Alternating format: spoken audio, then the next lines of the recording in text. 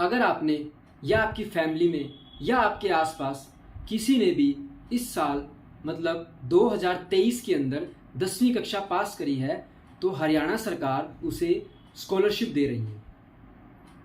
ये स्कॉलरशिप किसको मिलेगी, कहाँ अप्लाई करना है, इसका पूरा स्टेप बाय स्टेप प्रोसेस मैं आपको इस वीडियो में बताऊंगा। इससे पहले अगर आप हमारे चैनल पर नए हैं तो चैनल को सब्सक्राइब करें, बेल आइकन को प्रेस करें, जिससे ऐसी और यूजफुल वीडियो आपको हमारे चैनल से टाइम टू टाइम मिलती रहे। वीडियो को शेयर करना बिल्कुल ना भूलें। तो चलिए वीडियो शुरू करते हैं। जिस स्कीम के अंडर हरियाणा गवर्नमेंट स्कॉलरशिप देगी उसका नाम है डॉक्टर अंबेडकर मेधावी छात्रवृत्ति योजना।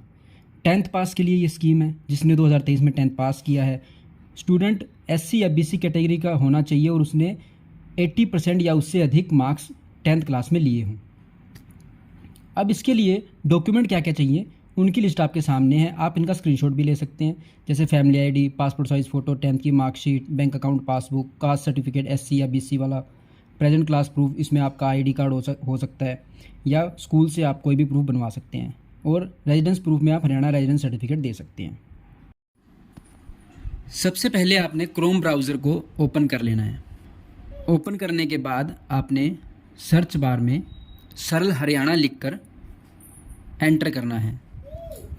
एंटर करने के बाद आपके सामने सरल हरियाणा का लिंक ओपन होगा, इस पर आपने क्लिक करना है। क्लिक करने के बाद आपके सामने एक नया विंडो सरल हरियाणा की वेबसाइट ओपन हो जाएगी। अब यहाँ पर स्कीम को अप्लाई करने के लिए आपको यहाँ लॉगिन करना पड़ेगा। लॉगिन ID पासवर्ड अगर आपके पास है तो आप यहाँ डाल सकते हैं, अगर नहीं है आपके पास लॉगिन ID पासवर्ड तो आप नीचे दिए गए रजिस्टर हेयर लिंक से खुद को रजिस्टर भी कर सकते हैं। इस पर आप क्लिक करेंगे। क्लिक करने के बाद आपके सामने एक नई विंडो ओपन होगी। इसमें आपने खुद की कुछ डिटेल्स डालनी है, जैसे कि आपका नेम, जो भी आपका नेम है आपने यहाँ नेम डालना है, आपकी ईमेल ID, जो आपकी ईमेल ID एक्टिव है, उसके बाद आपका मोबाइल नंबर, जो भी मोबाइल आपके पास एक्टिव है। ईमेल ID मोबाइल नंबर आपका एक्टिव होना चाहिए क्योंकि उस पर रजिस्ट्रेशन करने के लिए OTP आएंगे। फिर आपने यहाँ पर नीचे अपना पासवर्ड सेट करना है। पासवर्ड नीचे दी गई गाइडलाइन के अकॉर्डिंग होना चाहिए। पासवर्ड सेट करने के बाद आप देखेंगे कि नीचे स्टेट सिलेक्ट करना है। स्टेट आपकी जो भी स्टेट है आपने यहाँ से स्टेट सिलेक्ट करना है। जनरली हरियाणा सिलेक्ट करेंगे। उसके बाद आपने कैप्चा डालना है। कैप्चा डालने के बाद आपने यहाँ पर सबमिट कर देना है। सबमिट होने के बाद एक OTP ईमेल पर, एक आपने जो मोबाइल डाला है उस पर OTP जाएगा। मोबाइल का OTP हमने डाल दिया है। ईमेल का OTP आने के बाद मैं यहाँ डाल रहा हूँ। डालने के बाद आपने वैलिडेट पे क्लिक करना है। फिर एक बार आपने दोबारा वैलिडेट पे क्लिक करना है। क्लिक करने के बाद आपका अकाउंट सक्सेसफुली क्रिएट हो जाएगा। यहाँ स्क्रीन पर लिखा भी आ चुका है। अब जब आपने अपना लॉगिन ID पासवर्ड जनरेट कर लिया है, लॉगिन आप कर लेंगे। करने के बाद आपके सामने कुछ ऐसी विंडो ओपन होगी। आपने सर्च बार के अंदर अंबेडकर लिखना है। अंबेडकर लिखने के बाद आप देखेंगे कि नीचे एक लिस्ट ओपन हो गई है। इसमें जो सेकंड नंबर पर है अंबेडकर संशोधित मेधावी छात्र संशोधित योजना, इस लिंक पर आपने क्लिक करना है। क्लिक करने के बाद आपके सामने एक नया विंडो ओपन होगा। सबसे पहले ये आपसे पूछेगा क्या आपके पास फैमिली ID है। आपने फैमिली ID इस पर क्लिक करना है। फिर आपने अपनी फैमिली ID एंटर करनी है। फैमिली ID जो भी है आपने अपनी एंटर करने के बाद नीचे click here to fetch family detail, इस पर क्लिक करना है। आपके जितने भी मेंबर हैं उनकी यहाँ डिटेल आ जाएगी। जिस मेंबर के नाम से आपने अप्लाई करना है वो मेंबर सेलेक्ट करके आपने सेंड OTP पे क्लिक करना है। OTP उसी नंबर पर जाएगा जो नंबर आपने फैमिली ID में दिया है। OTP आने के बाद यहाँ आपने OTP एंटर करना है। वेरीफाई OTP पे क्लिक करना है। फैमिली ID से आपका डेटा अपने आप यहाँ आ जाएगा। अब आपने जिस भी बच्चे के नाम से स्कीम अप्लाई करनी है उसका फ़ोटो यहाँ पर अपलोड करना है। फ़ोटो का साइज़ 20 KB से ऊपर होना चाहिए। यहाँ पर फ़ोटो आप चूज़ फाइल पे क्लिक करके फ़ोटो अपलोड कर देंगे। अब फ़ोटो अपलोड करने के बाद कुछ डेटा यहाँ पर अभी भी आपने डालना है। जो रेड मार्क वाले फील्ड्स है सिर्फ आपने वो कंप्लीट करने हैं, अदरवाइज़ आप छोड़ भी सकते हैं। यहाँ पर आप देखेंगे कि आपकी कैटेगरी तो बीसीबी उठा लिया पर आपकी कास्ट नहीं उठाई इसने अभी। तो जो आपकी कास्ट है, सब कास्ट, यहाँ पर आपने वो डालनी है। जो भी आपकी सब कास्ट है आप वो यहाँ पर डाल देंगे। सब कास्ट डालने के बाद आप स्क्रॉल डाउन करके नीचे करेंगे। फिर आपसे ये आपकी एड्रेस डिटेल मांग रहा है। कुछ डिटेल एड्रेस की आपकी फैमिली आईडी से आ गई, कुछ अभी आपने अभी इसमें डालनी है। जैसे कि आपका एरिया कौन सा है, आपका पोस्ट ऑफिस कौन सा लगता है, एरिया में आप अर्बन या रूरल, आप शहर से हैं तो आप अर्बन सेलेक्ट करेंगे, गांव से तो गांव सेलेक्ट, रूरल सेलेक्ट करेंगे। पोस्ट ऑफिस जो भी आपका नज़दीक पोस्ट ऑफिस लगता है वो आपने यहाँ पर डाल देना है। फिर नीचे ये आपसे क्वालिफ़िकेशन की डिटेल्स मांगेगा। ये डिटेल्स आपने ध्यान से भरनी है। जैसे कि सबसे पहले ये पूछ रहा है आप अर्बन से हैं या रूरल से।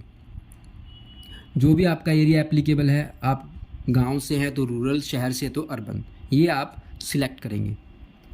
उसके बाद ये आपसे नेम ऑफ इंस्टीट्यूट पूछेगा, कौन से स्कूल से आपने 10th क्लास पास करी है। आप एग्जाम्पल के लिए मैं यहाँ कुछ भी डाल रहा हूँ, आप अपने स्कूल का नाम डालेंगे। फिर आपने कौन सी क्लास लास्ट अटेंड करी है।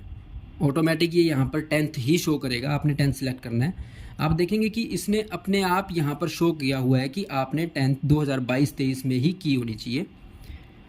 फिर ये पूछेगा कि आपने अभी कौन सी क्लास में एडमिशन लिया, आपने 11th में लिया है या आपने किसी डिप्लोमा में लिया है। तो आप जो भी आपका एप्लीकेबल है आप यहाँ पर सिलेक्ट कर देंगे। मैं यहाँ पर 11th सिलेक्ट कर देता हूँ।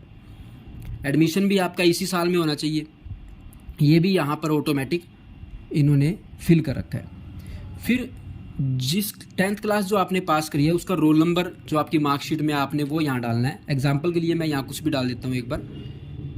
रोल नंबर एंटर करने के बाद आपने 10th क्लास में कितने मार्क्स लिए हैं वो यहाँ पर आपने डालने हैं जो आपकी डीएमसी में लिखे हुए हैं।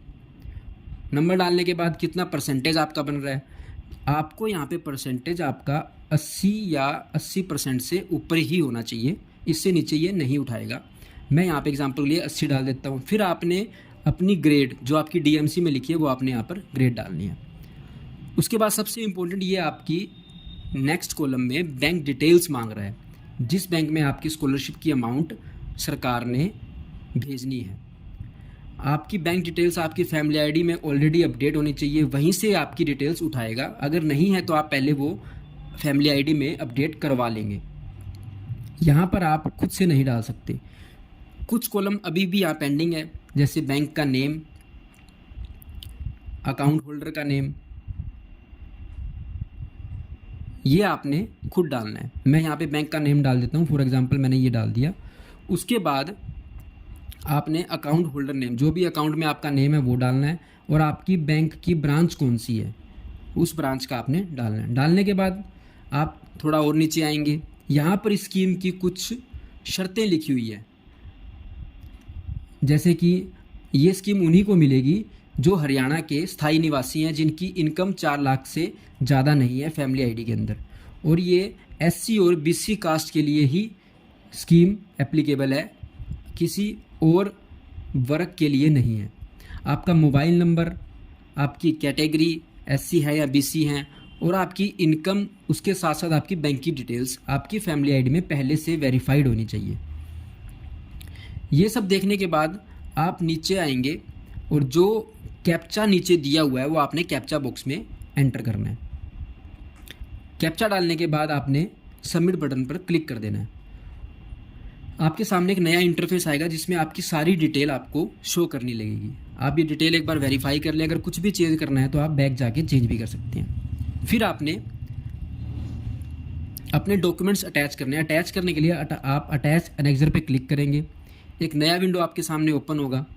अब आप देखेंगे कि यहाँ पर आपसे डॉक्यूमेंट मांग रहा है, जैसे कि आपके कास्ट सर्टिफिकेट, ये यहाँ पर आपने अपलोड करना है। आपके जितने भी डॉक्यूमेंट्स हैं वो सारे के सारे 200 KB से नीचे स्कैन होने चाहिए, और वो सारे PDF की फॉर्म में हो, और किसी फॉर्म में ये डॉक्यूमेंट अपलोड वेबसाइट पे आप नहीं कर सकते। सारे डॉक्यूमेंट आप अपने मोबाइल से किसी भी ऐप से आप स्कैन करके अपने मोबाइल में रख सकते हैं या अपने पीसी में आप डाल सकते हैं। उसके बाद ये आपसे आपका बैंक डिटेल पूछेगा, आपकी स्कैन 10th की मार्कशीट सेल्फ अटेस्टेड फ़ोटोकॉपी पे आप सेल्फ सिग्नेचर करके सेल्फ अटेस्टेड करके यहाँ पर आप अपलोड कर सकते हैं। उसके बाद ये आपसे आपकी फैमिली का इनकम सर्टिफिकेट मांगता है। आपने अपना इनकम सर्टिफिकेट पहले ही बनवा के रख लेना है।